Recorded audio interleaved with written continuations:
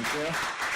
For most of you, I've talked to you over the summer. You've been in connection with all of our faculty. You've been making big plans to be here, and we're really excited to have you. So I'm going to start by inviting our Dean, Vlad Nikolic, up to give his welcome address. Thank you. Let's see if I got this right. I guess I should talk into the microphone. So welcome, everybody. I'm sure I spoke to a lot of you via Skype or on the phone.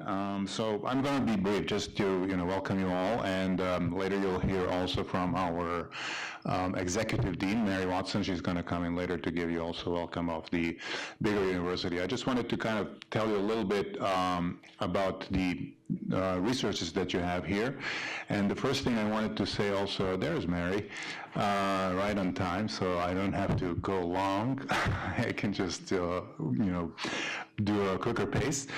So you'll hear a lot of, today from our program directors, both for the MA and from the MS. You'll hear from our current students, so they'll tell you what it's really like here and what kind of experiences you will have.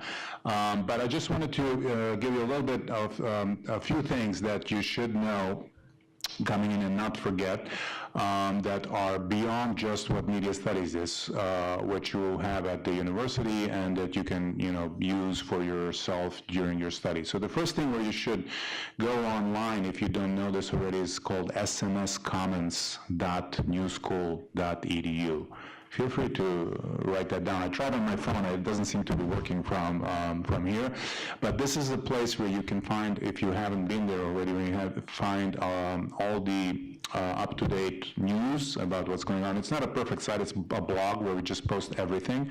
So it has both news and internships. It has also the actual current courses for each of the semesters. So all of these things you can find on that blog. It's smscommons, one word, .newschool.edu. So that's one thing.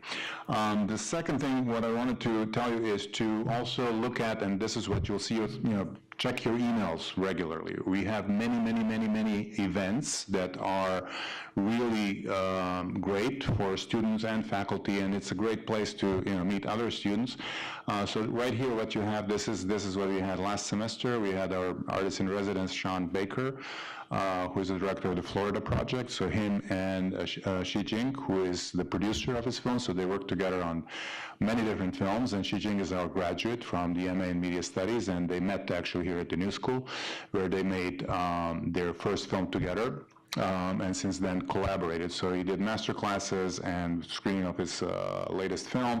And we have every year we have an artist in residence. We had Laurie Anderson before, we had John Waters, we had many others, D.A. Pennebecker. But this is not the only event. As you will see, there are pretty much daily events, and you will see also there's student showcases, and there's going to be a student mixer. You'll hear all about that. I don't want to repeat all that too many times, but just to give you a sense of the different things what you have here.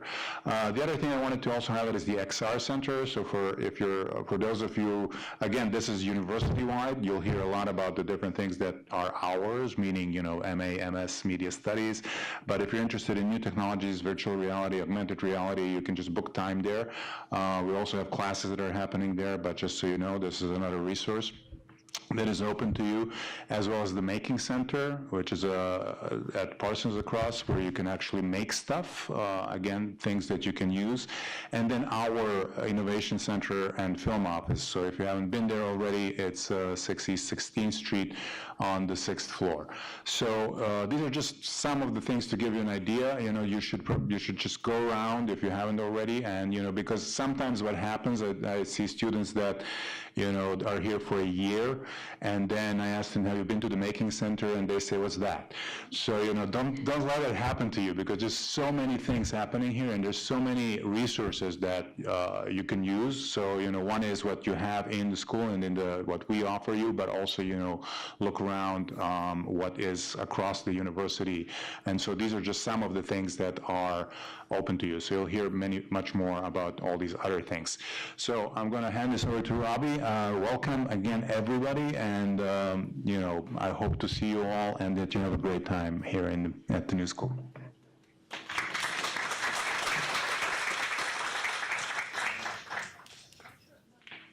So in a second, I'm going to invite our Executive Dean, Mary Watson, up. We'll skip ahead a little bit. But just a quick show of hands for those in the room who attended the XR AR Center session today that we ran for students. We have a couple folks. We had about 10 students there. We had some folks who learned more about IFP today. Did anybody go to that session?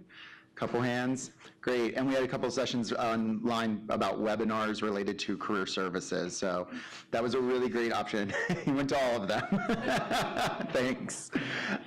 So just that's a sampling of, like Vlad saying, of the resources here available. You'll learn more about some of them today.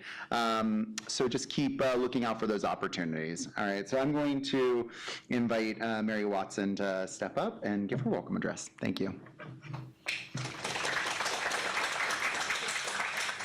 This event is being live streamed for online students. Please use microphones. There's a note here. So to remind us to welcome the folks on the live stream welcome to the orientation for the School of Media Studies. So as Robbie said, I'm Mary Watson, Executive Dean of the Schools of Public Engagement, which includes the School of Media Studies. And it's my distinct pleasure to welcome you here tonight and to congratulate you on your admission to the program and to tell you about what the wonderful experience is that you have ahead of you. But first, a few words about the history of the New School. I find that often students coming to the New School don't know as much about the history of the university as they might. So a few comments about the New School's history and the School of Media Studies' role in it. So as you may know, the New School was founded in 1919, a complicated time in the world where various global geopolitical dynamics were creating some significant tensions in the world. And the New School was established by faculty who left Columbia University, among those John Dewey, who became famous in experiential education, with the idea of creating a university that was different from other universities, that was really predicated on the idea that universities and learning should be active and engaged in the world, that learning was lifelong and should be open and have easy access to people along the lifespan and along the duration of courses. The first instantiation of the New School did not have degrees, but was more in the shorter term kind of learning model. And that I think most importantly that the scholarship and knowledge creation should be activist in that it should actually be acting on the issues of the world at the time. And it turns out that here we are 100 years later celebrating what will be our centennial in 2019, 100 years of New School history. And although some of the world politics have changed since that time, or maybe not, we find ourselves still working very hard to figure out how it is that we can make the most active impact on the world, and what's the effect of the work that all of us are doing, our scholarship, our creative practice, our teaching and learning. The New School has had a long history of innovation and being the first in many things, and a lot of those have to do with the creation and the study of media.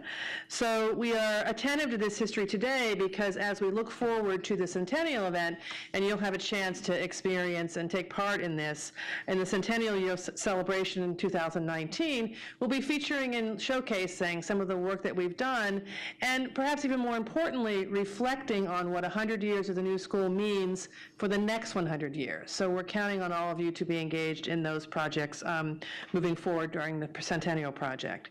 So among the first things in media that the New School is credited as having done is in 1926, the New School offered the first college courses that investigated what they then called the motion picture. That sounds just a little retro at today's night, but that's what they called it then. In 1975, as you may know, John Culkin brought the Center for Understanding Media to the university, and the first offering of the Master of Arts in the degree in Media Studies was started. This was just 5 years after the New School had merged with the Parsons School of Design. Parsons was founded earlier than the New School, earlier than 1919, and merged with the New School in 1970. So next year we celebrate 100 years of the New School, and then in the following year we celebrate 50 years of the New School and Parsons being a joint entity. It's hard to imagine now when you think back to 1975 and a university that had just merged with the design school that the idea of media wasn't actually an area of academic study, but actually was sort of a newfound idea, and the so-called new media included, and if you look at the catalogs, it's quite interesting, things like television, the portable video camera, and dare I say, audio cassettes. So these were, some people said, fads that would be passing, and by others, thought that this wasn't worthy of academic study. But now what we know today, 100 years after the founding of the New School, and since 1975, the founding of the School of Media Studies, that media is a powerful force, some might argue the most powerful force, in shaping and making culture. It's so diffuse in our cultures, there's no longer a question of what is the field of media studies, but rather an understanding that it is not a discrete discipline. It must be multidisciplinary and interdisciplinary, in part because it is so ubiquitous in our society. It's a major force in the social construction and social change of our world. It runs the engines of communication and commerce and understanding of various kinds of disciplines and fields. So here at the New School, we've always understood this about media studies, that it's not just one theoretical idea or practical application, but it's actually the ability of making and remaking and enhancing media theory and storytelling and digital narrative and other kinds of activities toward the purpose of sense-making and change in the world. So today, you come to the New School to study things like documentary filmmaking and media management and media production, social media, robotics, artificial intelligence, visual and augmented reality, film and transmedia narrative, and other what we now call emergent forms, which I'm sure will sound quite quaint in another 50 or 100 years. And the benefit of being here at the New School is that you have access not just to the programs and activities of the School of Media Studies, but also to the media capital of the world through projects and partnerships with media innovators all around the city. You have access to courses across the university, across our college, so that would include things in policy and management and the environment and international affairs and creative writing, but also courses at Parsons and design and management and in university-wide programs, including a newly launched fellowship we have called Impact Entrepreneurship, where 18 students are coming together in a fellowship program this fall to launch a fellowship that crosses the boundaries of 14 graduate programs. And so 2 of those students are from the School of Media Studies. So we look forward to hear what they're going to learn together. So the faculty will tell you about all the excellent scholarship and production work and media making that the faculty are doing, but let me just say a couple of things about you as a class that might pique your interest. So here's some facts. The average age of you is 26, so looking around, that looks about right, although I'm not sure I can quite gauge what 26 looks like, but it looks like about 26. And you range in age, I'm told, from 20 years old to 56. So you can do a little excavation of that later at the after party to figure out who of you might be among that. There are a large number of international students here, including from Argentina and Belgium, China, Colombia, Finland, Guyana, Iceland, Nigeria, Pakistan, and many other places. That's just a partial list. The international diversity of the New School is one of its strongest assets. University-wide, we're more than a third international students, and so we are thrilled to have you, as we are also thrilled to have those of you who come from the New York tri-state area, or from, as some of you do, Alabama, California, Colorado, Florida, Michigan, New Mexico, South Dakota, and Virginia, and other places. Some of you have had fellowships from the Fulbright program, from the Peace Corps, and other national and international fellowships, and you've come here to bring your power of storytelling, media making, media imagination, and culture change to do some things that are really going to change the world. So in closing, let me read a couple of excerpts from some of the essays that you wrote when you were applying for admission. Now, I'm not going to read your name, so if you hear your story, you can feel free to yell out, "That's me," or instead, say nothing. It's interesting, this is an interesting story. I was actually talking to someone the other day who's a graduate of a program here, not this program, and they told me that the very first thing that happened at their orientation is I was at the microphone and I told a story out of their essay, and they had never forgotten that, but they never told a soul until they told me. So anyway, we can figure out what the story was. Maybe that will explain more why they didn't say anything. So here's some examples of you. So one of you has worked as a freelance photographer and filmmaker, and you're currently working on your first photo book. Your book addresses the often neglected history of the Afro diaspora in Finland through intimate stories of 8 Africans who immigrated to Finland in the 1970s, who were among some of the first to arrive there. Another of you came to the documentary studies program because you want to advance your research interests, which you describe as, and I quote, examining the notions of belonging and identity formation, especially with regard to representation of people of color, and how the stories and portrayals available to us not only create the reality around us, but also within us. Another of you has come from the creative writing field, and you've used fiction, nonfiction, and poetry to highlight the experiences of various underrepresented and marginalized groups. And you write, the stories I want to tell through media making are stories that speak the truth about narratives that deliberately work to dismantle harmful images perpetuated in our media. Rather than just being a consumer of media, I want to be a creator, and I want to become a person who can tell stories and truthful narratives of populations often forgotten and ignored. And then finally, and there are many more, but finally, in closing, one of your classmates has come to the media management program to advance your career in the competitive New York City media market. You were attracted by the world-renowned faculty, and you note in your personal statement that you're so excited to study with industry thought leaders, including David Lieberman, who's in the back there, and most notably, my personal inspiration, Linda St. Mark, who's the program director. Oh, look at that, there's clapping.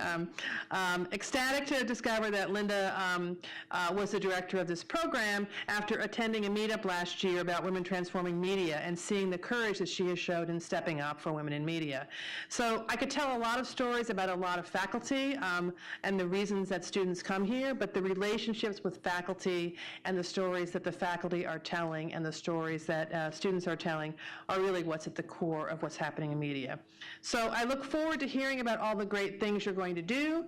One small piece of advice, if you get halfway through the semester and you haven't changed your mind about what you're interested in or how you're going to do it, you're not working hard enough, because it turns out that the best kind of graduate education is the graduate education that transforms you in ways that you can't now tonight predict. But I congratulate you on being admitted to the program. You're going to have an amazing time, and I hope you enjoy it.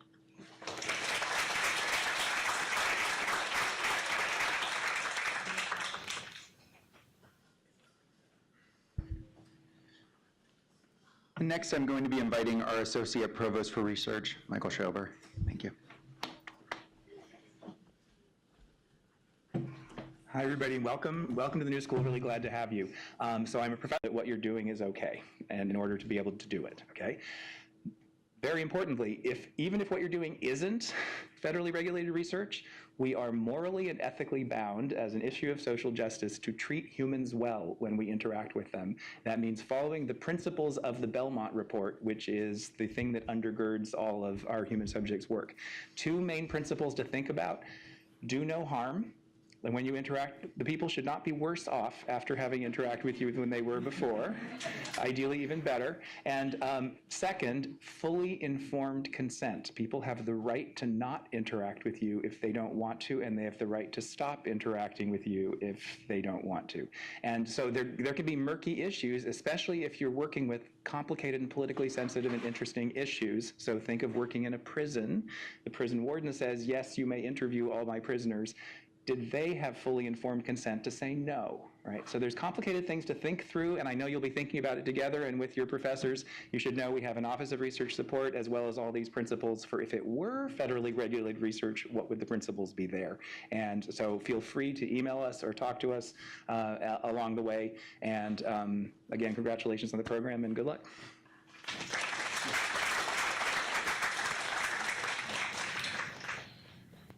Michael helps us really transition in thinking about why we're here today, which is to think about your academic experience, your future, what research you're going to be taking part in while you're here, how your goals are going to be achieved in conjunction with your faculty.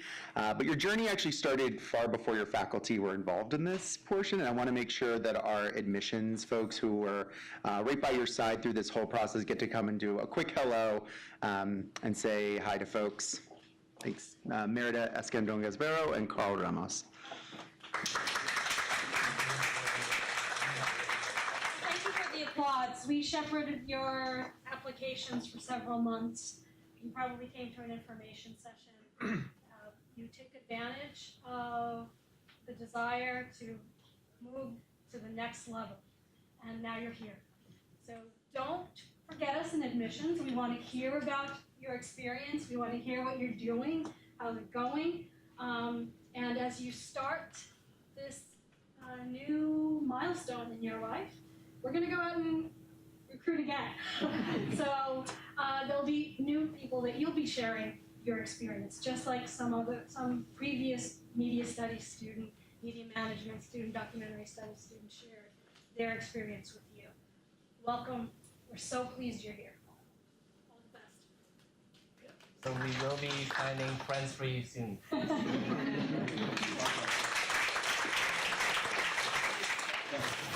So I have a few things I wanted to make sure I chat with folks about before we break out into our academic sessions. A big part of our experience, my experience with each of you and with my team with each of you over the summer has been thinking about what courses you're going to be taking this semester, but also how they fit into your larger plan.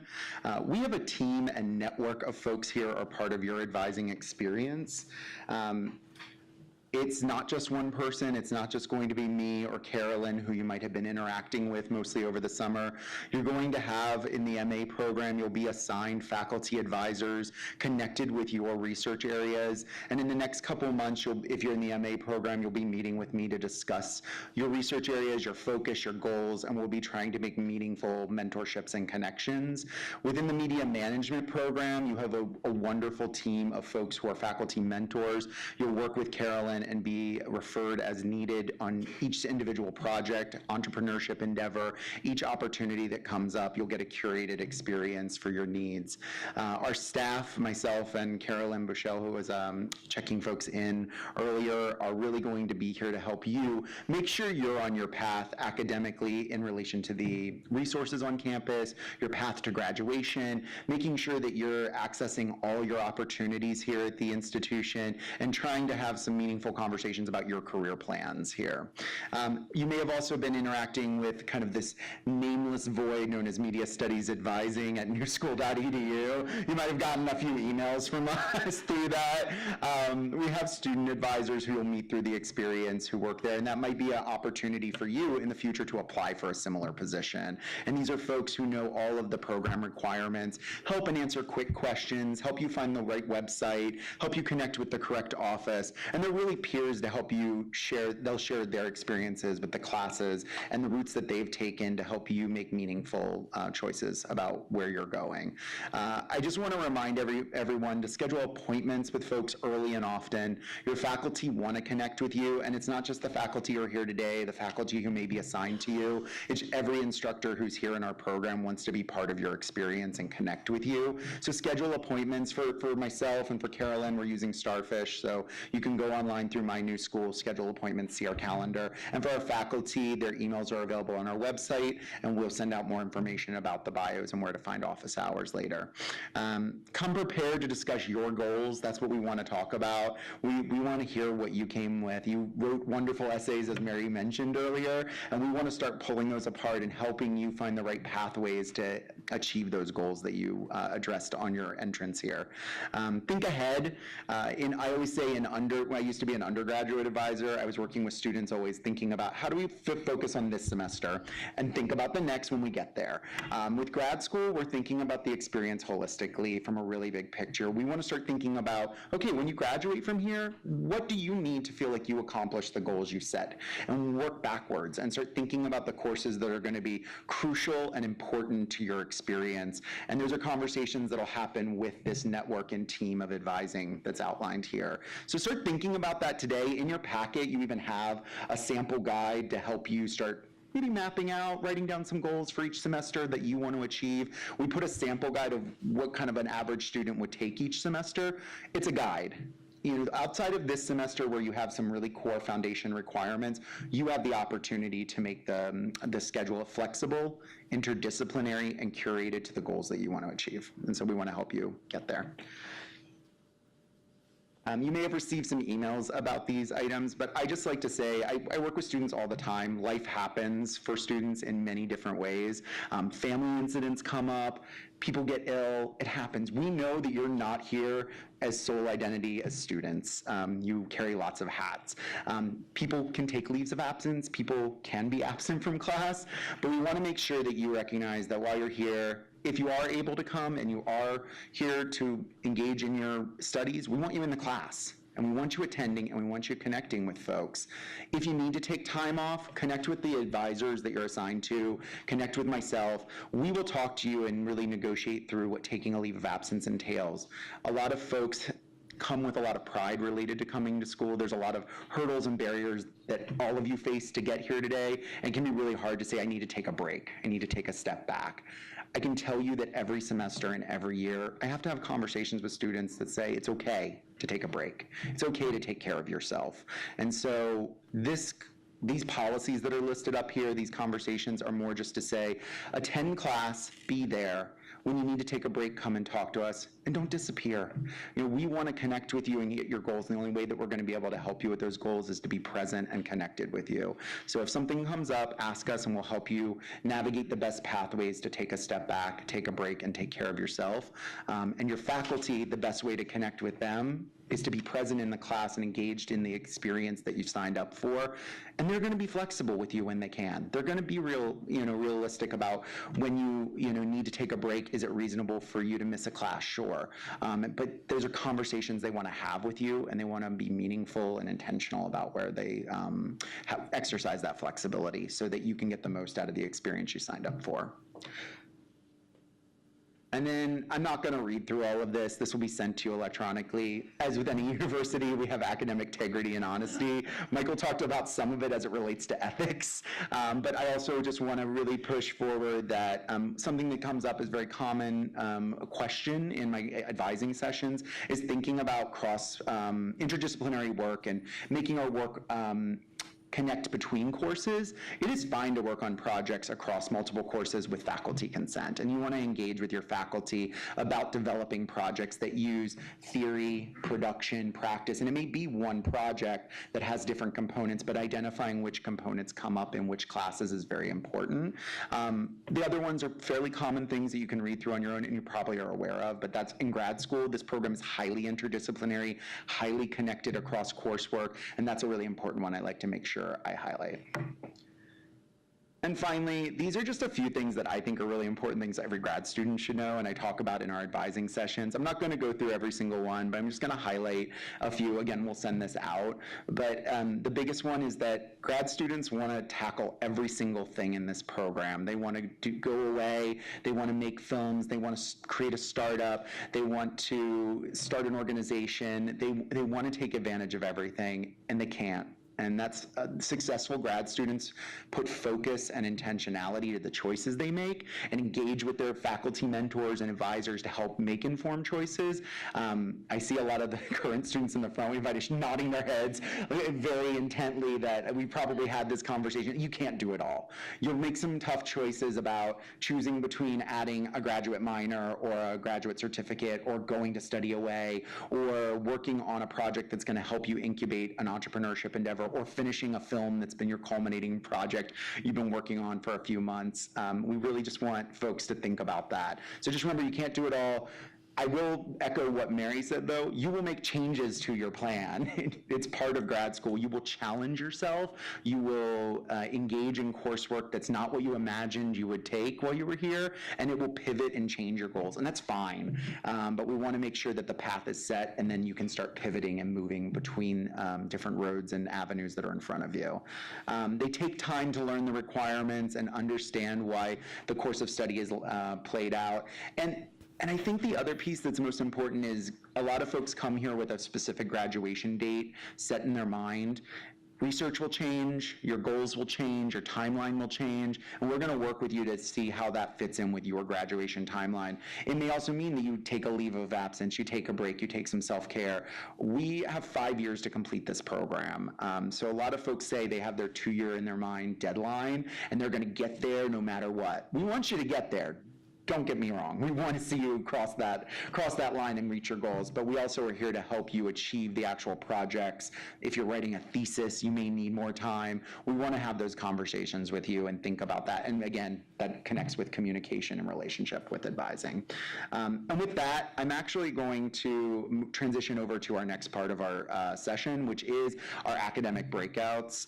So from here, the MA students, MA faculty, and our doc students are invited to stay here. Maybe move a little closer as people file out. And then all of our media management certificate and MS in media management students will actually go right next door to L104. So we got like a couple minutes break if you need to use the restroom or anything like that. But we'll reconvene in about 2 minutes. Either stay in here if you're MA or doc, MS media management folks and certificate folks next door. Thank you. That was it.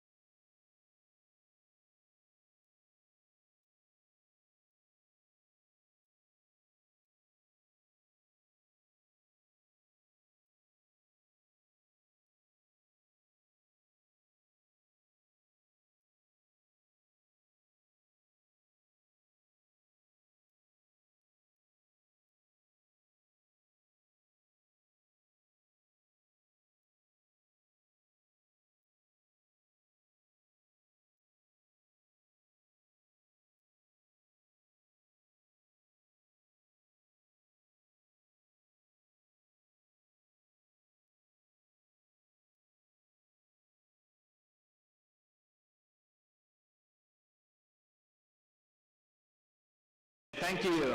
Thank you. Do I have a slide? No. So I'm Peter Acero. I'm the director of the MA program in Media Studies here.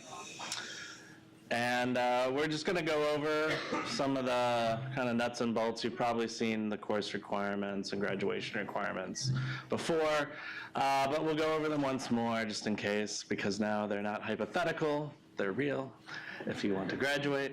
And then we're going to talk to and meet some of the faculty here who joined us tonight and just do some short introductions. And then we have some current and former students who are going to come up and answer questions, and the faculty can answer questions. And it's really going to be a time for you to just ask us whatever's on your mind at the moment. But I do want to remind everybody that we're live streaming, so when we do get to the question session, we're going to pass microphones around. I'll run around with a mic, and be sure to wait till you have a microphone for your question. And for the faculty introductions, we'll just sort of drag you down maybe row by row in no particular order. The master's degree here is 39 credits. A normal class is usually 3 credits. We do have some 1-credit courses out there. And the basic idea is that we divide it up between production and the sort of technical skills side of things, and the theory and seminar courses. So there's 2 foundational courses that you're required to take, and most of you should be signed up for this semester already, which is media theory, which is our foundational kind of theory class, and media design, which is the kind of foundational production class. Later, you're also required to take a research methods class, and that's especially important to prepare you for a thesis if you're going to do a thesis. The thesis is not required. It's an option. And most of you probably will opt not to do the thesis. That's usually how it goes. And you just take an additional course in lieu of the thesis. If you do choose the thesis, which is typically that you intend to do some PhD work in another program or some other kind of graduate work, or you really have a project that you want to realize before you leave that takes more than 1 semester to do, a 3-semester long project. So our thesis, what you see at the bottom, is 3 credits that are spread out over 3 semesters. So it's 1 per semester. And you start by working with a faculty member to develop a proposal, which is your research question. And then you write up that proposal and it gets approved, and you have an advisor who should be one of the full-time faculty here. And then you usually have a second reader as well, who could also be a part-time faculty, or who might also be in a different part of the university, let's say Parsons or GPIA or something like that. And they sign off on that proposal, and then you can go on to thesis tutorial, which is more of a kind of peer workshopping of your research and a little bit of coaching to actually get into the research and do the work of the project. And then you have what's called thesis supervision, which is where you're really kind of writing up your thesis and giving drafts to your advisor and getting feedback and things like that.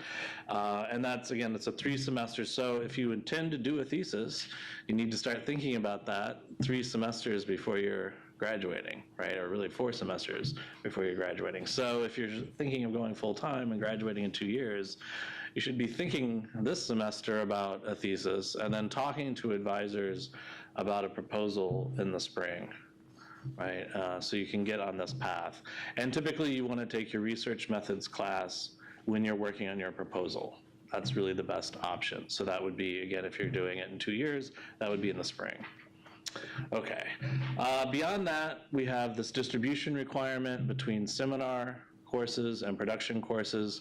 So you'll need to take basically 4 seminars and 2 production courses, but then you have 9 credits of electives, which is another 3 courses. Of course, there's some 1-credit courses. We have little weekend workshops and things on 4K cameras and agile lighting and field recording, audio, and things like that. But those are sort of the 2 big options. The other thing that we have is independent studies, which are 1 semester courses that you set up with an advisor who's on the faculty, and you establish a topic and a reading list and a schedule and work with them.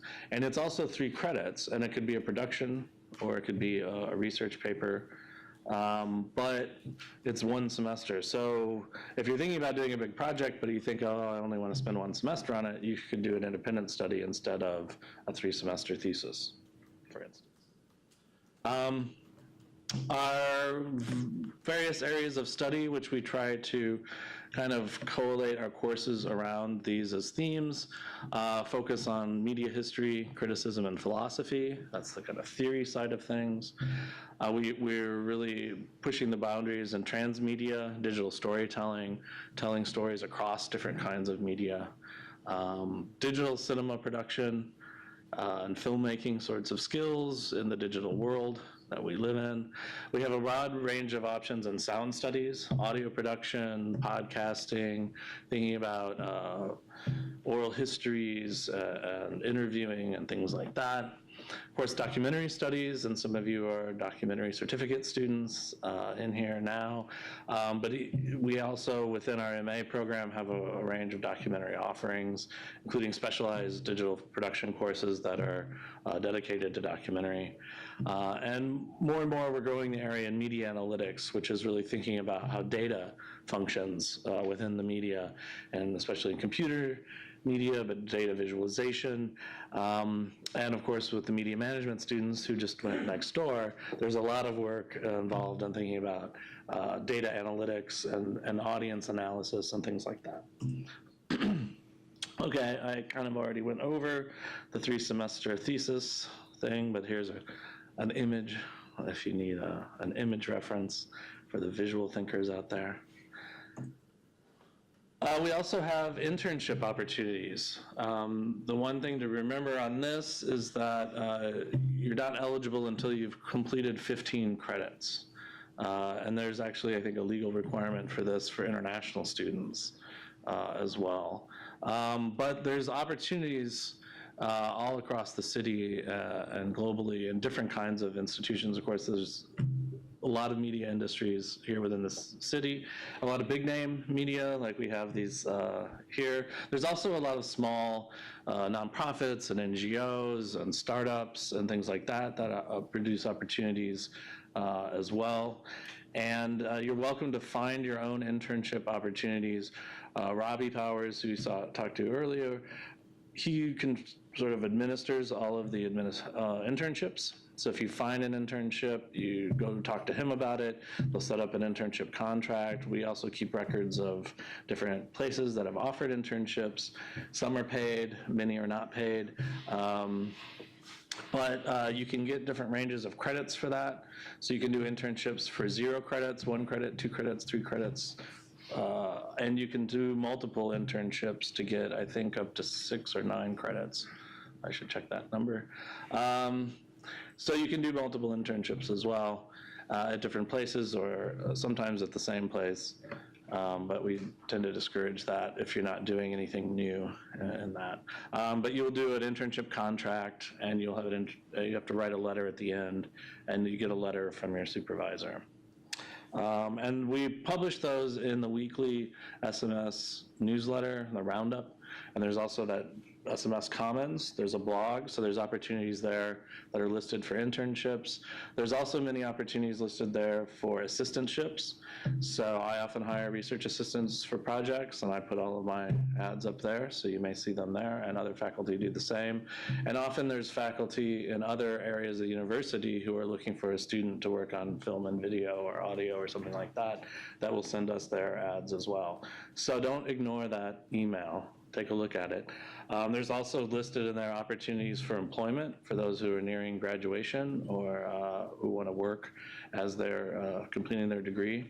And there's also opportunities in there for PhD programs in media and different areas that are related to what you study here. We also have a full calendar of events that we organize as the School of Media Studies. This is sort of a lot of text to absorb. This is in the handouts that you received, and you will be getting reminders of these by email and in those weekly roundups.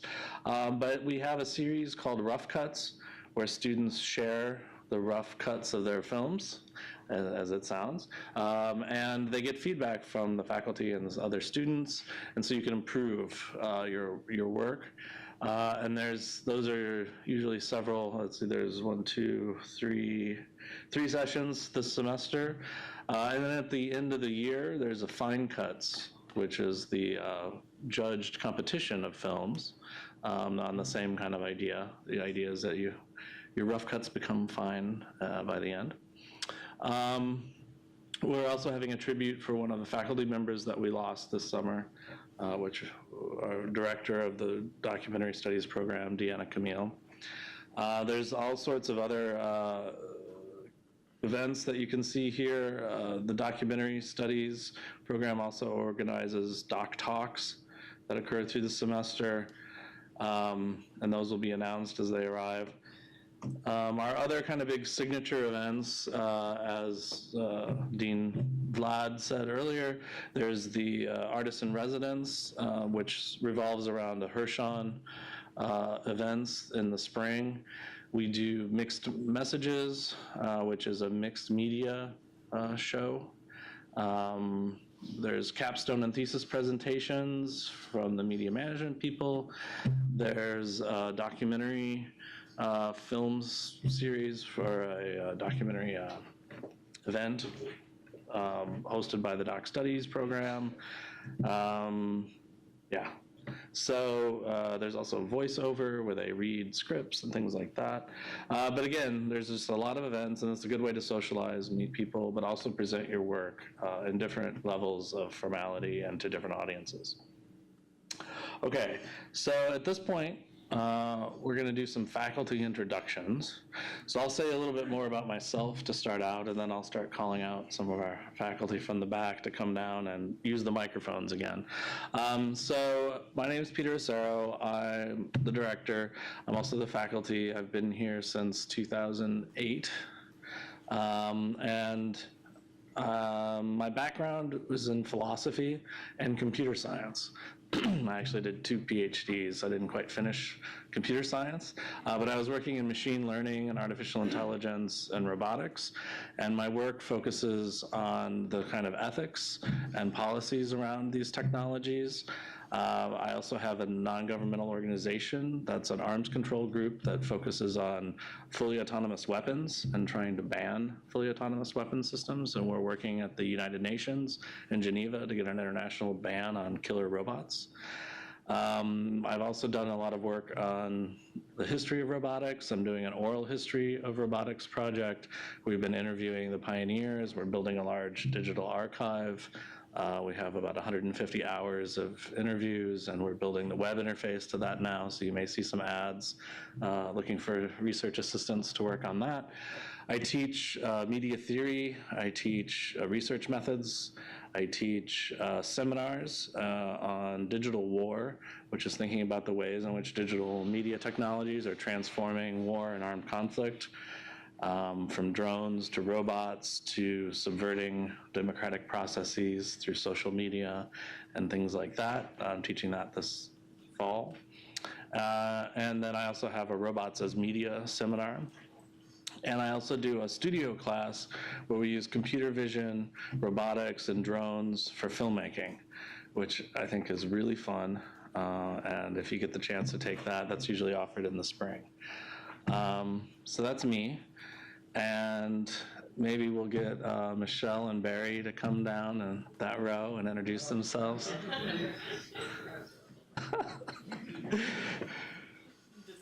The troublemakers. Wow. Troublemakers?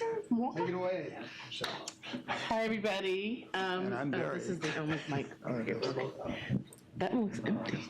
Hi, I'm Michelle Mater, and I have been here for 18 years. I know I'm younger than I look.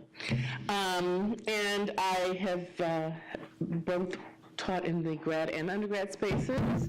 I'm also currently the director of the bachelor's program for adults and transfer students. Thank you very much. Thank you. And I also have a film series that I curate for the last 22 years called Creatively Speaking. I do things around the New York City area. I've done things here at the New School many times. And my focus is around issues of representation for women and people of color in the media and trying to change those underrepresentations and misrepresentations. I teach this semester. I'm teaching race, ethnicity, and class in media in my class this semester. Finally, a few people are going to be in it, but it's full. So if you're not in it now, don't fret. I will teach again next fall, and then in the spring I teach. Thank you very much. And then in the spring I teach the film distribution and new media class. So I hope to see you in one of those. My office is actually over the 66 West 12th Street building on the 9th floor. I do appointments via email, or you can call the office. And I'm looking forward to meeting everybody and speaking with you in person soon. Voila. Merci. Hi, my name is Barry Simon, and I'm doing the sound studies courses, overseeing them and doing them normally. This semester I'm teaching 2 media theory courses. My own background is as a musician, and it's interesting. I was just thinking about the kind of transition where both remain not mutually exclusive between musician and where we get to in sound studies and in media theory as such. So anyway, I look forward to seeing you all. I left the cables at home, but if you'd like to come over and talk sound, Pro Tools, Hegel, it's all good. Great, thanks. Can we get Deidre and Diane down here?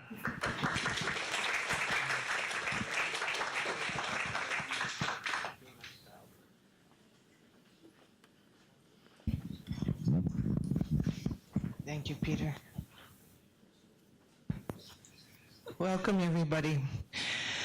I've been doing this a long time. I actually belong to the Pleistocene era of the new school.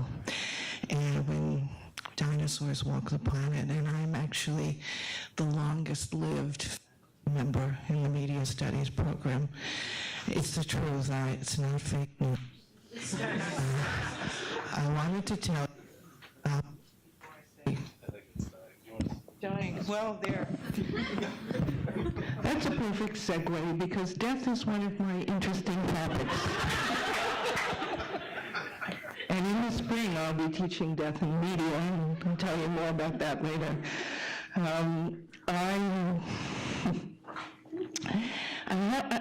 I find it harder to talk about what I do. I'm not really good at the sort of superstar approach to academia, and I know that's really very popular because it draws people in. So I'm going to go against that, and I'm going to talk about myself just for a moment.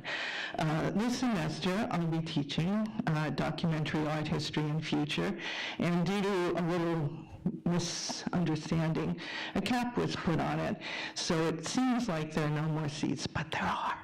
So if you love documentary and want to learn a little bit more about the history and the possible future, there are still seats. And I'm also teaching film criticism. There are a few seats for that too. So I think I've done my seminal part here. In the spring, I teach World Documentary Today, which is the last 5 years of documentary around the globe. And I bring in a lot of people, and I show films that are not always easy to see anywhere in the U.S., maybe anywhere. And I'll be teaching, as I just told you, death in India. But really what I wanted to say to you is, if you haven't already, take a look at last week's New York Times. In it, there is a wonderful essay, I think, by Frank Burney called How to Get the Most Out of College. And that applies to graduate school. Anybody read it? Okay, a couple of people. So go, this is your first assignment in the semester, you're going to read this, but I'm going to give you, cut to the chase, the gist of what Frank Burney had to say. The secret of getting the most out of college is getting to know your faculty. Seriously. Faculty are the pathways for you not only to clarify what you're doing here and what you're doing in their classes, but also to sort of begin to see where that's going to take you. Everything from what else there is in this university to the universe. And I can't begin to tell you enough how important that is. One of the things I did this summer, much of the time, was have lunch, sometimes drinks, with former students, alums, passing through, checking in, letting me know what they're doing. I've kept in touch with people over the last 40 years, and I could tell you what a lot of people are still doing and put you in touch with them. I'm not alone in that. Your faculty are your best friends, although they may seem a little bit imposing. So definitely meet your faculty. And then, since I'm notorious for talking too long, I don't want to disappoint anyone. She's already given me the signal. But I do want to tell you that my interest of the moment, and has been for the last few years, is writing about a Cambodian filmmaker, Riti Pan, who is a survivor of the Cambodian genocide and a brilliant filmmaker who has made more than 20 feature films. And I've been working on that tirelessly. But I've discovered this summer that there may be a new topic that will take over my life. Con Edison had a fire and destroyed my landline. I no longer have a landline. Now, you're laughing and you think, oh, she's silly. And I am. But it has become like the thread that has pulled the tapestry of my life and unraveled it. Everything from being told by my Verizon that they're going to turn me over to creditors because I won't pay the bill for the phone that I can't have. And the landline that I kept, because on September 11th, only landlines were working, and we're not going to have them very much longer. I will not go on, but I actually think there's a story here, maybe not a book, but definitely an essay about how the things we take so much for granted are so complicatedly intertwined in our lives. And one little thing like that can begin to completely unravel your lives, if not mind, maybe mind as well. So I think there's a lot out there right now for us in this crazy world that we're living in to take very, very seriously. Some of it you'll encounter in your classes, some you'll encounter with your classmates and faculty, and some will be the things you bring to the table. And we're all really interested not only to know what you're thinking, but how you're solving these problems. So welcome. Hi, I'm Diane. Is it working again? Hi. So my plan is to make Deirdre stand up here as long, so I'm going to start thinking of everything I might have to say. Seriously speaking, I spent my summer working on an interactive video exhibit with some of our students here, and I have a background in science and a background in art and a background in doing commercial work and nonprofit, and I run a fine art studio and do a lot of community engagement. We're based up in Yonkers, and we do art events and work with the community on projects in the non-elite areas of New York City, which I'm sure some of you are familiar with. I teach everything design here. I moved here from teaching at Parsons because I really like the media studies program. It's the original transdisciplinary program. It works for people like myself who like history and philosophy, who like working with people who have content and ideas. So this semester, I'll be teaching interaction design, which is full, but it will be offered next fall. Because really, you don't program something before you know why you want to do it and how you're going to engage people and ways you might do it. And we look at it from a cultural history point of view of getting out there of why do you want to know everything through Google? You know, why are we letting it rule out? You know, where did this come from, the need to have computers? So we really look at things in a very holistic, doing mental modeling, doing key path scenarios. People learn to develop apps. So it's both very practical and very big idea. I teach research method because any of you who are designers, maybe some of you are, is designers really know how to read an audience, how to read what's happening out there, to learn to test things, not be afraid to talk to people they don't know. I mean, I love design because I get to meet people in all kinds of walks of life, working on all kinds of projects. It's a great to collaborate. I love to collaborate. And I was teasing some of my colleagues, you know, with my love of doing new places and doing things, maybe I'll run for president next time. So that's all I had to say today. Come by and see me if you want to work on the campaign. Maybe I can run you instead. Okay, so conversation started, huh? Media strategist. Yes, thank you. I need one. Thank you. I'm here, and my friend.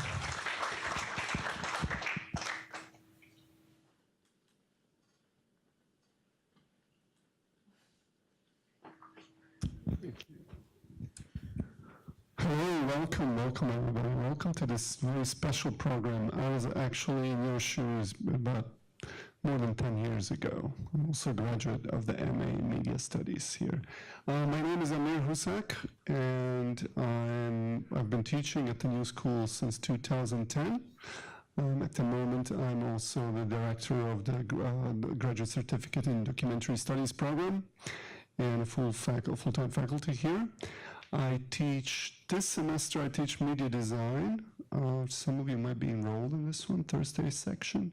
And I also teach the Foundations of Documentary Practice, which is only for the Documentary Studies certificate students. By the way, any Documentary Studies certificate students here? No, okay, I thought so. Because I saw half of them yesterday, but the other half was missing. I thought maybe someone would be here.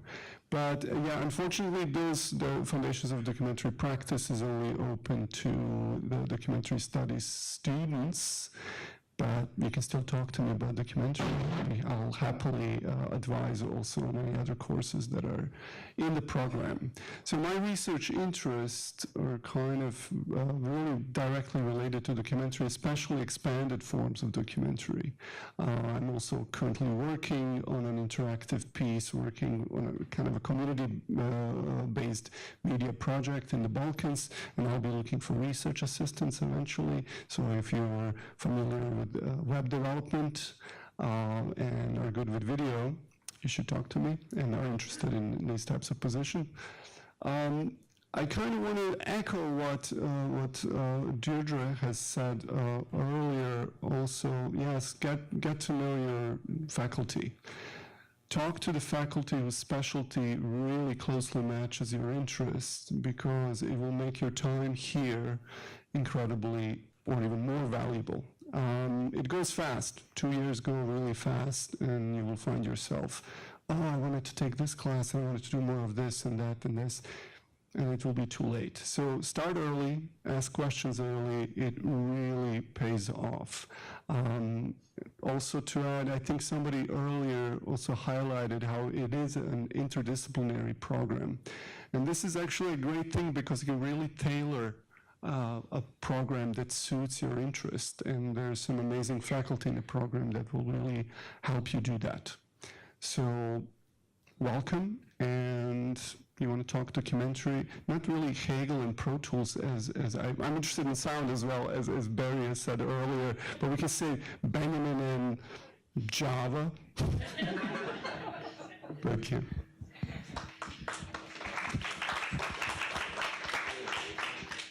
Hi, everybody, and welcome to the program. My name is Rafael Parra. From Colombia, from Latin America. I moved to New York many years ago.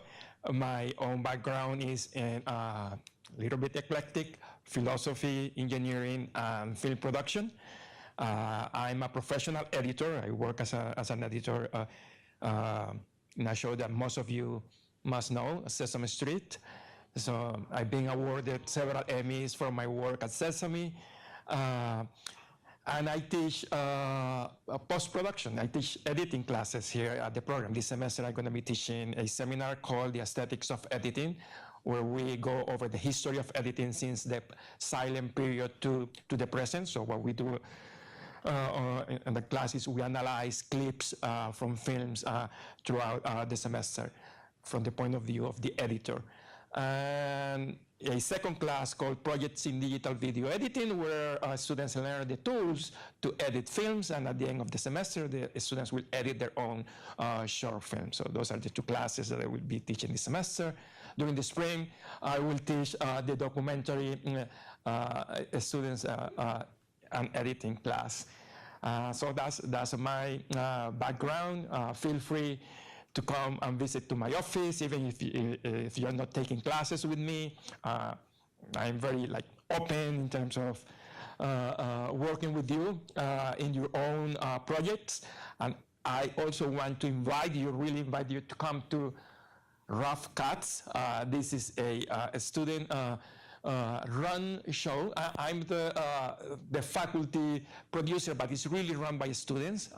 There is a team of 4 students every semester that runs the show, and it's a great opportunity for you to. The first one is in 2 weeks. It's always on Fridays at 7 p.m. on 13th Street. It's 55 West 13th Street on the second floor. So the first one will be September 14. It's a Friday at 7 p.m. So come, it's a good opportunity, especially for you to see the work of the students, of the current students, and also to connect with faculty and, again, with your peers. Most of them are going to be working with you on your own project, so this is a good opportunity. So welcome to the program again. Lana and Marcus.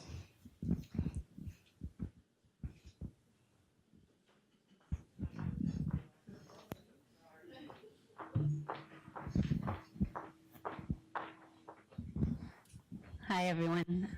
I wish we had known that we were going to do this, but I'm Lana Lin. I'm an associate professor in the Department of Media Studies, but I'm currently the director of undergrad programs in media studies, so I'm doing a lot of admin and teaching less. But my topics of teaching are generally, this fall I am teaching a grad seminar in gender, culture, and media. And in the spring, I will likely be teaching a course on cinematic aesthetics, which just this past year, we turned into a more of a hybrid class, more strategically a hybrid class. I think it's been kind of a hybrid class, just practice and theory, but leaning more toward film theory. And I do have a very strong interest in film theory and critical theory, but I really felt like I wanted to introduce some hands-on filmmaking, really hands-on filmmaking on celluloid film. So last year we did started out with 16mm filmmaking, which is how I learned film, and so that worked really well. I think people really had a great time, so I'll probably reprise that in the spring. And another class I tend to teach, I'm not sure when I'll next teach it, is a class on corporeal cinema. So it's a kind of film studies course using the theme of embodiment and corporeality, thinking about the human body, but also other kinds of bodies, celluloid material film body, the bodies of animals and other physical objects in the environment. So that's my teaching interests. They obviously derive from my research and creative practice. I think of myself as a kind of hybrid myself. As a scholar, I have a PhD from Media, Culture, and Communications at NYU. And last year, I published a book, or I had a book that came out called Freud's Jaw and Other Lost Objects. So if you want to talk to me about film or Freud, I'm happy to do so. And that book looks at the psychic effects of cancer and illness and bodily disruption and the kind of fragility of human bodies and other kinds of bodies. And that book, there are a number of projects, film projects and art projects that kind of have spun off of it that I'm currently involved in and that I've just completed, because I actually have a much longer history as a filmmaker and as an artist, and many years prior to getting the PhD, which I got fairly recently, I have an MFA in film, which I got at Bard College, and I studied filmmaking even as an undergrad. So I have a long history of interest in experimental filmmaking and independent filmmaking, and just this summer I completed a feature documentary that takes the poet Audre Lorde's memoir, The Cancer Journals, as its basis. So that's kind of a spin-off of the second chapter of my book. I think I've said enough, so I look forward to meeting you all and have an office on the 16th floor. Come in and visit anytime, or shoot me an email. Thank you. And I want to say those were some fabulous shoes you're wearing. I love those shoes. Reflective shoes. Yeah, before I get started, I want to give a big shout out to Rafael Pera and to Shannon Mayturn. They were promoted this past year, so let's give them a big round of applause. My name is Marcus Turner. I teach filmmaking. And he does it very well. Why don't we get the three musketeers in the back there, Shannon, Carol, and Danja.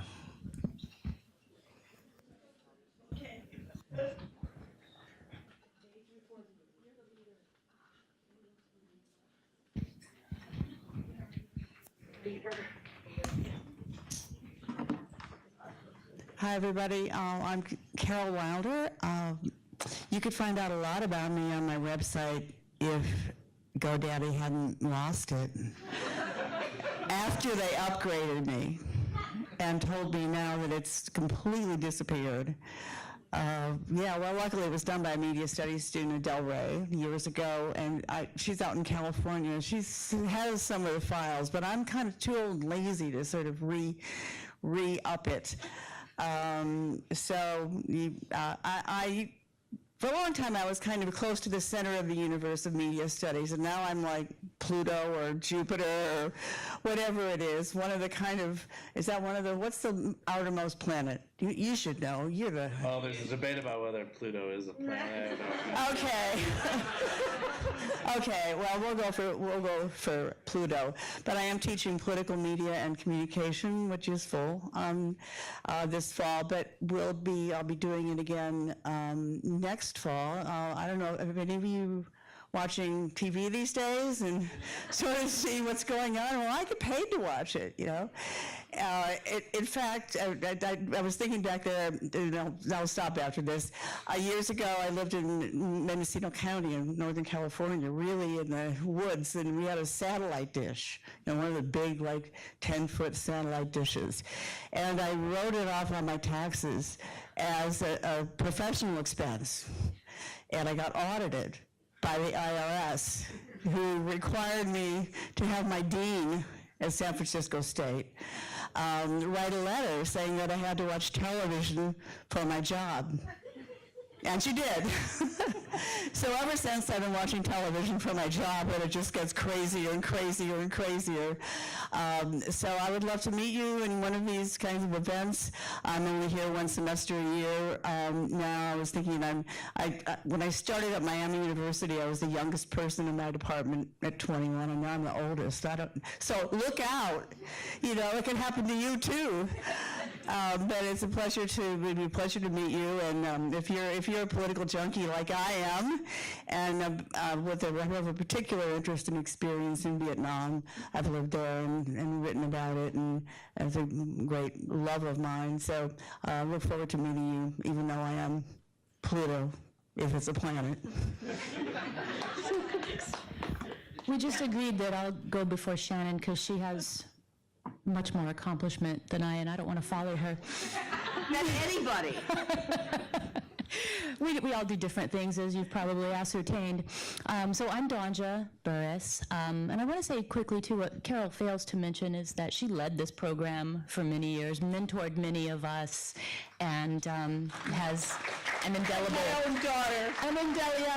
an indelible mark on the program. You do, you always will. So if you get the chance to study with her, at least have conversations about your ideas, please do. So I wear two proverbial hats. Also, I'm currently serving as Associate Dean, so working very closely with Vlad and your program directors to challenge the limitations on program policies and get more equipment and facilities and hire more and more faculty and create new opportunities for you.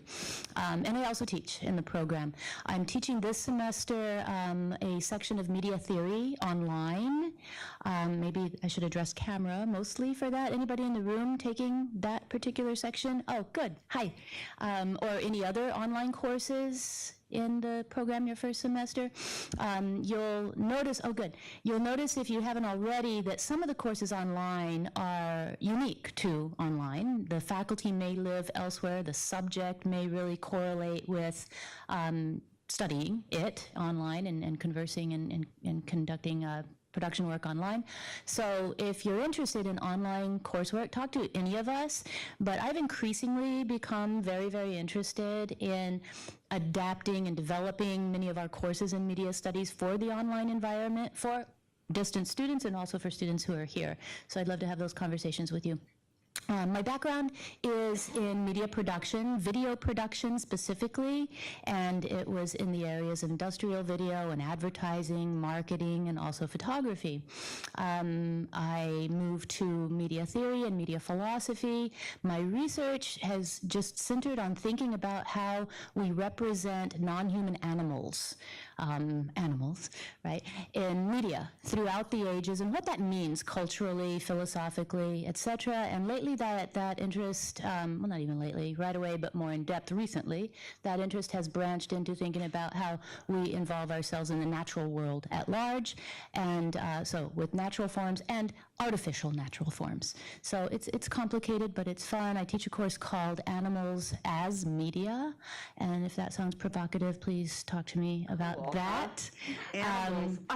For the last 3 years, students in the course have contributed to what's a compilation now, but hopefully a developing journal on the subject. It's called animalinstances.com. So another thing to talk to me about and contribute to, even if you're not in the class, if you'd like. What else do I want to say? You did notice that the Barnum and Bailey Animal Crackers box, the animals have been let out of their cages by the company. Do you know what I mean by animal crackers? All of you, yeah, they were always in a cage. Now they're free. Yeah, and if you believe that, you really should take my course. Because these are free, like truth is a very relative term, as is all mediation. They're really weird sizes and everything. I mean, they don't look... But it relieves some guilt, doesn't it? And it's meant to. Another relative term. They would eat each other. Yeah. If they were all together like no, that. it's true. It's a step, and it's a pictorially demonstrative step, and it's important. I saw you picked right up on that too. On Facebook? Yeah. Let's see. I have many more things I could say. This summer, I ventured into something I've been longing to do for a long time. Well, actually, last year, I went back to school while working at school. So I'm conducting the MFA program in photography, doing conceptual photography, kind of getting back to my roots, but making it very relevant, my output very relevant to this research. And I forayed into a remote site in New Mexico, Chaco Canyon. I don't know if anybody is aware of Chaco Canyon. It's a ancient Pueblo Indian site in the American Southwest, where I've applied for an artist in residency there, and I really want to conduct a project working with present-day Native American descendants, tribes from the Anasazi, and do some pictorial and oral culture work, kind of reimagining the pictograph with light and shadow. So it's a new idea and something that I'm hoping to accomplish soon. I've left out a lot of things, but that's why you have to come talk to me. That's great. So I can find out about you too. Okay, nice to meet you. Welcome. And Shannon has much more. Okay, thanks. Okay, I'm not sure if I'm the last. I'll try to be brief. I am kind of an outlier type person too. I do work between a lot of different fields. I work on how information, media, knowledge, how the way we design our material world manifests the way we interact with information and media and knowledge.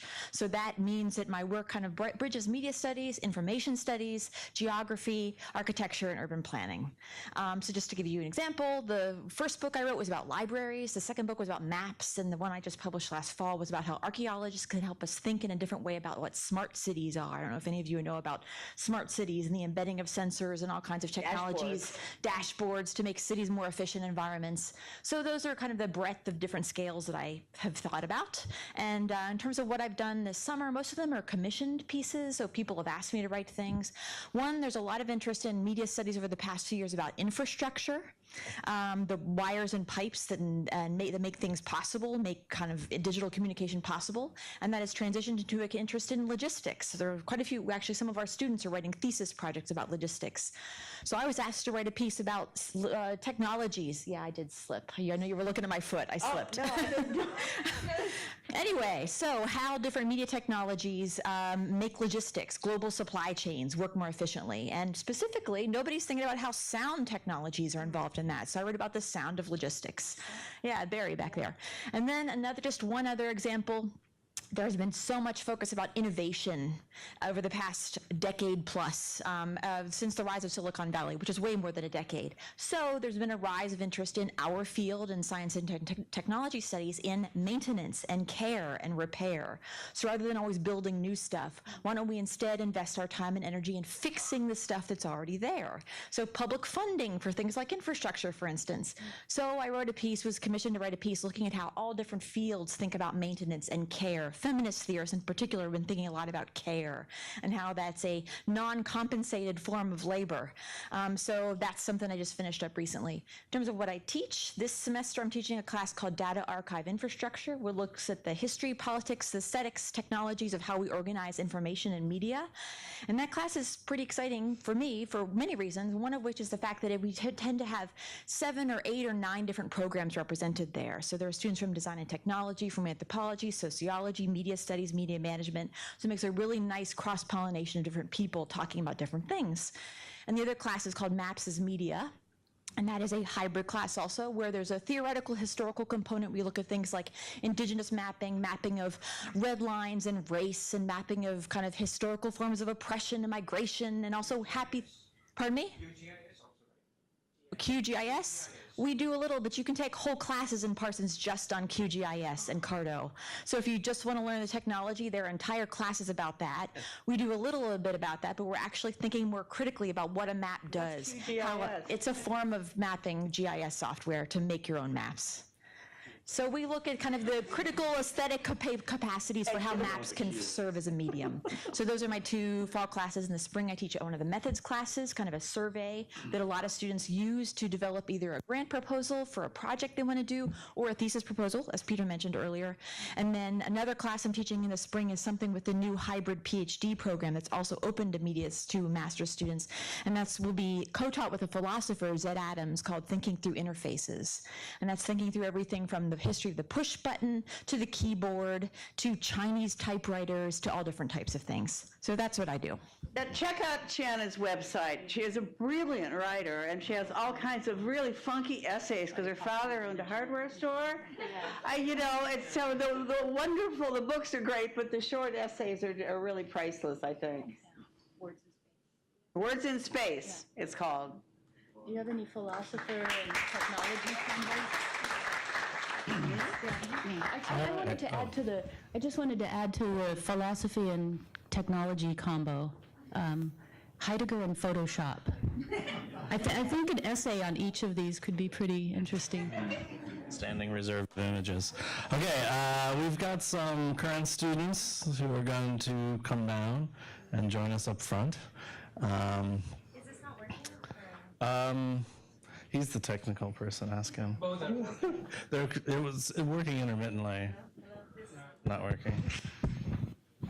Hi. Okay. All right. So why don't we just start, have you introduce yourselves. Somebody has to sit on a telephone. Yeah. Stand. Consider stand. Okay, I think we should stand. Yeah. Just briefly introduce yourselves and what you've been doing in the program, where you're from, and then we'll take questions from the audience. Okay. Hi, I'm Amy Ramirez. I am on the digital cinema production track, so I'm a filmmaker. I have a full-time job as a copywriter, and I take classes part-time. So I'm supposed to graduate in the spring of 2019, but it may go into the fall. Don't know. Yeah, that's me. Okay, my name is Isaías Morales. I come from Colombia. I just graduated from the documentary certificate program, and I'm still a student of the media studies program. My background is in art history, and mostly my interest is in research, but my experience here in the new school has opened me a lot to production. Thanks mostly for my work to Red Dog, that the crew is live streaming the event right now. The film office, which is a resource that media studies and mostly production students have access, but manages all the important gear of film production. And yeah, now my last step to graduate from the MA will be to do a thesis. I'm gonna do my plan is to do a research on a building that I love very much, the Jefferson Market Library on 6th Avenue and 10th Street, this Greenwich Village. It's an amazing opportunity to have the luxury to focus on something that I like very much. It's a beautiful building, Gothic building, very in touch with my background in art history, but from the perspective of the media studies, which allows me to look at it as more as a public building, an infrastructure within a city working, and that's it. Thanks. Hello, my name is Jordan Unverzat. I'm from New Mexico. I'm currently in the Media Studies program. This will be my 4th semester, and will probably graduate in spring 2019, but potentially fall 2019. I have a background in multimedia journalism and graphic design and marketing, as well as youth development. At the moment, I am interested in interactive storytelling, and I'm beginning a thesis project to produce an interactive play. So that's been largely influenced by my courses here. That form specifically wasn't intending to go into performance. So this is an exciting venture that I'm going in on, and learning a lot about storytelling across different forms of media, as well as interaction and narrative. Great, so if there's questions, just raise your hand and I'll come get you with the mic. Hi, I have a question for all three of you guys. Have you taken courses apart from MA Studies or MA Management program, like from other universities, from other schools of university, like within New School? I'll start because I have the microphone and I also have, but I took a class in the psychology department called Collective Memory, and it was really interesting, and there were a lot of overlap between what I was learning in the media studies program, but to be honest, I have an incomplete in that class. I'm working on finishing it, but yeah, but I think that it's great to reach out to other departments and see where your interests overlap, and then also where the topics overlap in terms of media studies. So I would recommend it despite my current position. Well, I didn't precisely reach out to a different department, but I think my experience between doing media studies and the documentary certificate is it could be good for many people who are interested in the same path. I did 1 year of media studies, and by then I have already had many experiences with faculty from the doc study certificate, so I was able to do both programs, and right now I just need to do 3 credits to graduate. So after 2 years, I have media studies, the documentary certificate, and I can do 3 credits, which can be a seminar, but I'm choosing to do the thesis. So I think it's something to take into account. So I haven't taken any classes outside of like the digital production, but I encourage people to do that. And also, like, one thing that I'm doing this semester is like you can TA for another class that, like, you know, you're interested in. And so yeah, like you can do that, and then, you know, you can take the class because you're the TA. But yeah, there's a really great like Marxist economist that teaches at the school that I really want to take his class, so I might do that next semester. But that is like really encouraged, and yeah. Other questions? Hi, I was wondering if you guys have any advice for, you said you work full-time. I'm going to also be working full-time and be taking courses part-time, mostly in the evening, so I was wondering if you have any advice about how to still take full advantage of all the resources and not go insane. No, yeah, totally. That's like a huge thing. Like, it seems kind of obvious, but like time management, and you just have to kind of like really schedule like your life. I'm actually thinking right now like that I want to quit my job and then start working like in more like film production, because I work in advertising and I write scripts, but it's advertising and I'm just over it. So yeah, I know a lot of people also who will take like, you know, a kind of less mentally like strenuous job, you know, that's full-time, but you know, they could just leave it at the door and focus, you know, like on their school, and that's something that like obviously, but yeah, time management mostly, and just making sure that you're giving, you know, the appropriate amount of time like that the classes require, because I know that like people were talking about the faculty, and that's like super important, but it's also like there's so many resources like that the school provides, and just like taking advantage of that, like that's how you're going to get the most out of the program.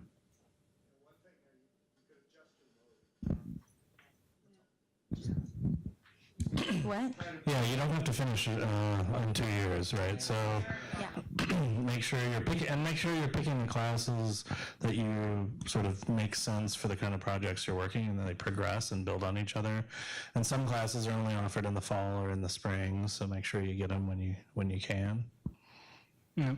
Well, in my experience as an international student, we only can work after a certain period of time, and we can only work within the new school unless we apply to some other internships anyway. But my experience working here at the new school has been a huge part of how I have learn and take advantage of my MA. Like the amount of production that you working in something like Red Dog, that is a professional production company here at the new school. Like this morning we were recording open campus classes for the new school in a studio with a crew, with a producer, TAing for classes. I have the opportunity to TA for classes that were part of my interest or my interests, and same to. So I started working full-time and going to school part-time, and I've kind of switched it around over the past few semesters, where last semester was my first time in school full-time and then working part-time. So I think that there's flexibility for you to figure out what works best for you. But I will say in my personal experience that when I was at school full-time, last semester was probably the first one where I felt really a part of the community, because I had the flexibility to go after opportunities that were with the school directly, whether they were paid positions or more of the social events. So I've had a positive experience prioritizing school, because it is a dispersed campus in a sense, and it is difficult to, in the city specifically, feel a part of a school community, and as a grad student, it's a different experience. So yeah, I would recommend being involved with school, whether that means working part-time or full-time, whatever works for you. But I found a lot more flexibility with school full-time and working part-time.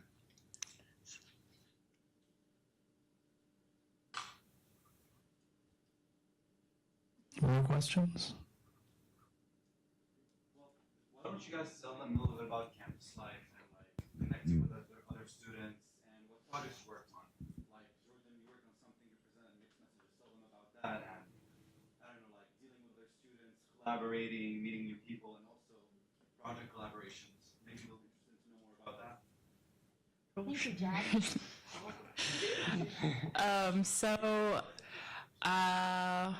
Trying to remember the question. Oh yeah. Yeah, I mean, I remember, I think it was last fall going to Rough Cuts for the first time, and that was like pretty integral in terms of meeting new people and kind of having this campus life experience. And I'm not specifically interested in film, so I would suggest that you go to Rough Cuts whether or not you're interested. It's a good way to meet other students. It's a fun event. It's entertaining. And there's sometimes free food, but I don't know if I should plug that right now. But yeah, so I was working before I started school on just a personal creative stop motion project, and I was able to bring that project into one of my classes to complete, and all of the other students saw the project and some of them encouraged me to submit it to Rough Cuts, so I ended up submitting and showing that piece at Rough Cuts, which then led to people encouraging me to submit it to Mixed Messages. So it was a good way to not only get encouragement for a personal project that probably would have never been completed otherwise, but also to show a bit of myself and the things that I'm working on personally, but also be able to see what other people are working on and open yourself up to future collaborations.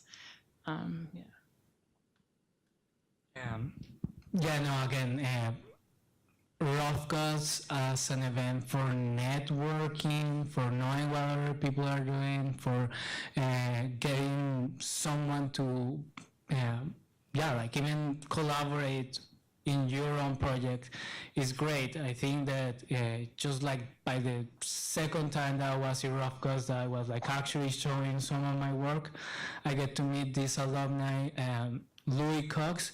He just, his movie was just elected in a film festival in Hollywood, and I have the honor to like hold his bumble for 2 days, and it's something like small, but like it's really worth it. It's part of this university experience here in New York that is like, is worth to have. Yeah, Rough Cuts is great. I also think obviously like connecting with the people in your classes, because those are going to be like the people that are going to like work on your films. If you're interested in like content creation, things like that, like I'll probably be presenting at the next Rough Cuts because I want to like finish my film before I graduate from here. I'm interested in like horror and Latino futurism and like social sci-fi. And yeah, just like connecting with the people in your classes, because all of the, like everybody who worked on my film were like people that I was taking classes with at the time. So, yeah.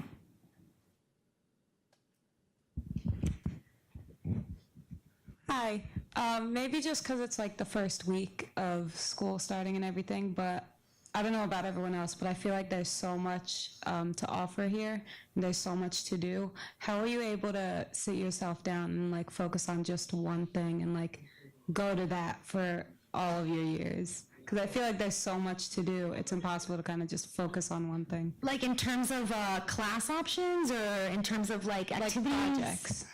Okay. Yeah, I feel, maybe it's just me, but I feel like everyone has their specific project and it all relates to one thing. But then in my head, like there's so many options and they don't really correlate. Does that make sense? Yeah, totally. Well, when I started the program, I had a very clear like idea about what I wanted to do, and like obviously like I went refining it with like the classes that I took and the people that I talked to, but it's just like really about like the way to get the most out of your class is to kind of like what interests you the most, and then just kind of like, I don't know, going for it. And because because the program is so interdisciplinary, there are ways that you can integrate like a lot of aspects of it with like whatever it is that, you know, your topic or an issue or whatever. But like, I don't know what your guys' experience was, but that's kind of my thing. I think that part of the first semester is to saturate yourself with as much as you can go, as much as you can be a part of. I was part of the media lab. I was part of the Latin American Observatory for Politics. There's a bunch of really interesting activities. Obviously, you won't be able to follow through on all of them, and your interests will guide you to certain places eventually, and you'll be surprised by where it takes you. But at first, just go to everything. Yeah. Yeah, I think that's good advice for the first semester. I was really intimidated when I started because I kept hearing in info sessions that if you have an idea or a goal or a project, this is the program that will create the bridge for you to get there. And I was like, I don't even know what the bridge looks like. I don't know if there's a path to the bridge. Like I'm all over the place. And it didn't take me till my third semester that there was an actual project that kind of accumulated based off of all of the other separate interests somehow coming together, which I think happens in a lot of different ways. It's just a matter of seeing it and deciding whether or not it's worth pursuing.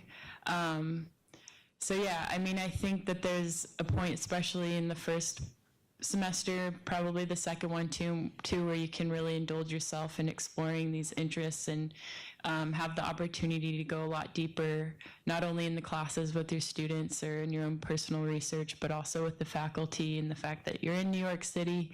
And then I always found that after a semester, a couple months after the class ended, things really started to digest for me, and I kind of understood what was going on, while I was in the course, I was interested, I was learning, but it wasn't kind of like clicking for me.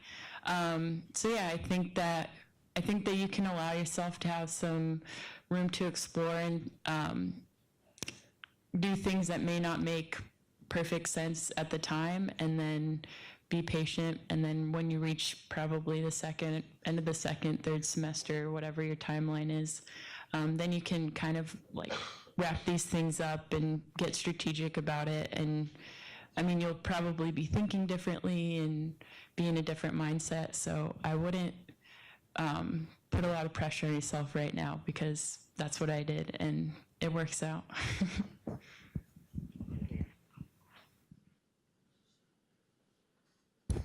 It wouldn't be a situation if Maka didn't talk. I actually want to directly address your question about, can you make multiple projects? I've made 4 short films here. It just depends on how much energy you want to put into how many projects you want to make. And so there's an opportunity to make like one really long, in-depth, like great film. I mean, I'm not sure what you want to do. So there are like 2 years to make that happen.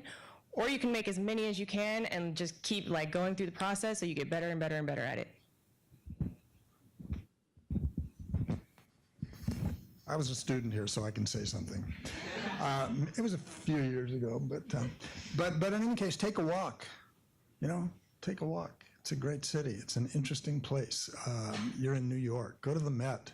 You know, get out and engage the city. This is fascinating. I'm still baffled by the place.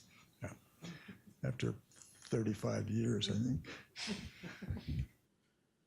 I just want to add something too from the perspective of an advisor. One of my, a lot of my thesis students end up not choosing one single format for their thesis projects, and they parlay these into really interesting avenues too. So for example, a couple years ago, Daryl Meter, Barry knows her too, she was really interested in bikes and migration and borders. How do you put all those together? So she looked at how bicycling across the US-Mexico border allows for people who live in this fraught border zone to experience the border in a very different way than the really militarized way we see it on the TV.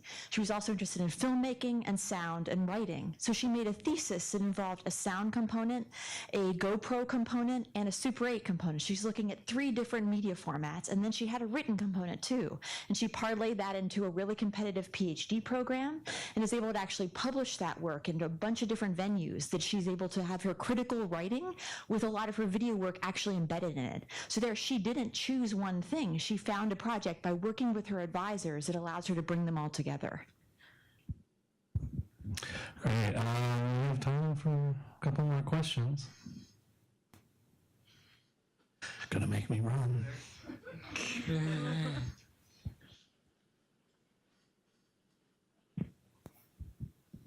Yeah, so I have just a question about the networking aspect, because I don't know about anyone else, I'm not good at human words. Yeah,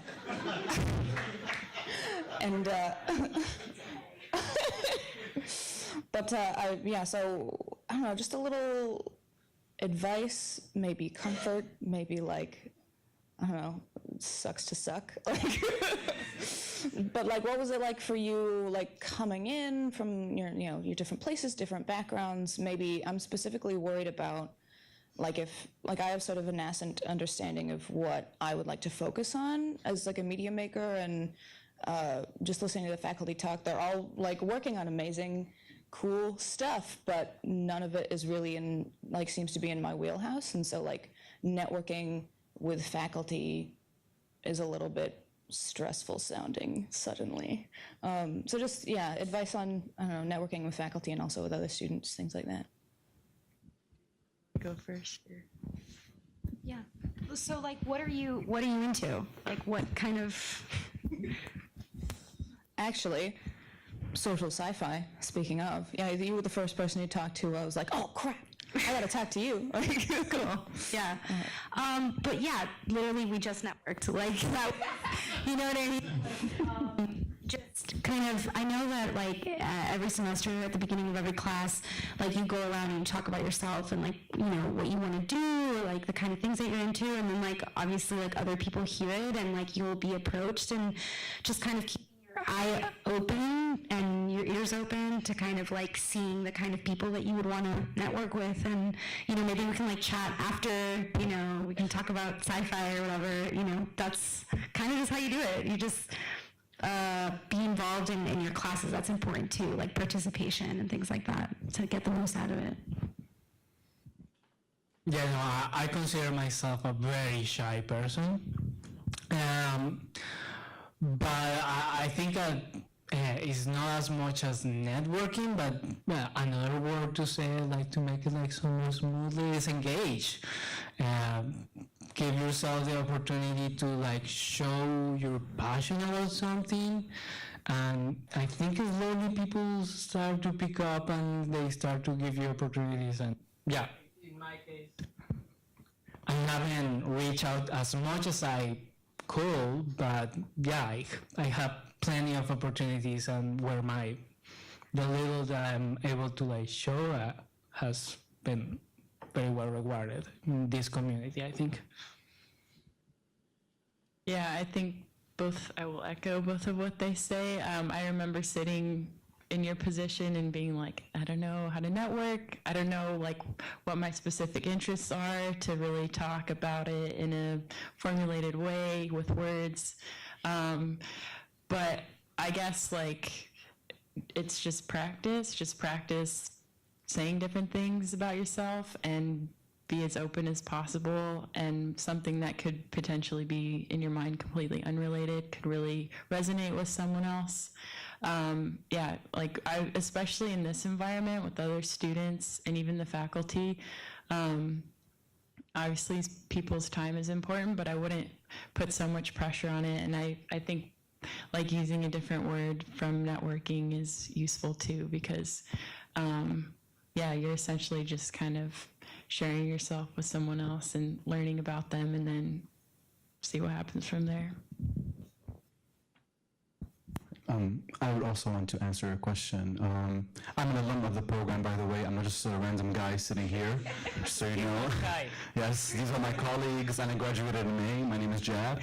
But this is something that's very important that you asked, and I would just tell you one thing, just be visible and just be present, because nothing ever happens if you guys are gonna stay at home, coming all the way from different part of the world to New York City. Don't stay at home.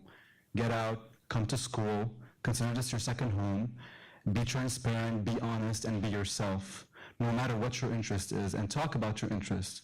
And I think it's very important to talk about your passion, even if it's very specific and it's not very commercial or common. Talk about it with your friends, with your faculty member, with your classmates. When you go out for drinks with friends or with your colleagues, talk about it, because you'll never know where they will take you. And the more you talk about it, the more you will be confident about it. And even though, you know, some faculty advisors may not have that specific concentration that you're looking for, but they can help you.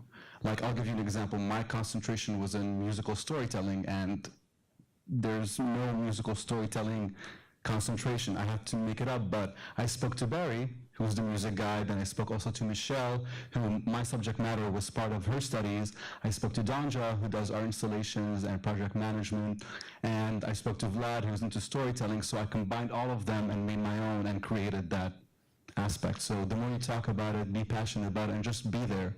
And that goes out for all of you. I mean, and also answering your question of like managing projects, experiment. The first semester is your playground. Just go meet new people, experiment with projects, discover new things, and you'll never know where life will take you here, but you'll be fine. All of you, you'll be fine. Just be visible and be there. That's it. Yeah, and as a faculty member, I would just add to that ask questions in your classes. Speak up. Don't sit silently in the back trying to absorb information. And it's asking good questions is a skill, and you only get better at it by practicing it. So just ask questions. Go to lectures, go to events like this, raise your hand, get on the mic, ask a good question. And you have a good opportunity right now to practice all of the advice that we just got about socializing and networking outside. That's why I'm the boss. So go outside, ask some faculty, ask some of your new peers some questions, and start a conversation. So thank you all for coming, and good luck.